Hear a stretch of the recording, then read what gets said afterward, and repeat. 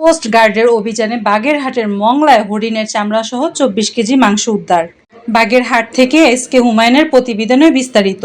গোপন সংবাদের ভিত্তিতে ১১ এপ্রিল শুক্রবার রাত কোস্ট গার্ড স্টেশন হারবাড়িয়া কর্তৃক মংলা জয়মনিরগোল বালুরমাঠ সংলগ্ন এলাকায় একটি বিশেষ অভিযান পরিচালনা করা হয়। আপনি কি প্রবাসে গিয়ে স্বাবলম্বী হতে চান? পূর্বে বুকিংকৃত বিমানের টিকিট পরিবর্তন করতে চান, অথবা ট্যুরিস্ট ভিসার মাধ্যমে এই সুন্দর পৃথিবী ঘুরে দেখার স্বপ্ন দেখছেন? আপনার স্বপ্নকে বাস্তবায়ন করতে A to Z travels and tours আছে আপনার সাথে।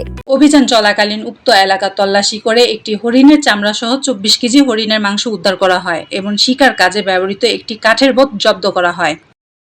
গার্ডের উপস্থিতি টের পেয়ে হরিণ শিকারীরা পালিয়ে যায়। পরবর্তীতে জব্দকৃত হরিণের চামড়া, মাংস এবং কাঠের বোট আইনানুগ ব্যবস্থা গ্রহণের জন্য নন্দবালা ফরেস্ট অফিসের নিকট হস্তান্তর করা হয়।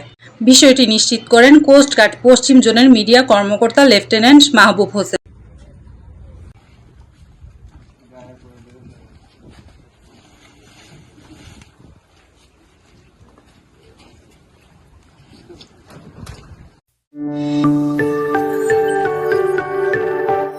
টেলিভিশন, মাতৃভূমির বন্ধনে।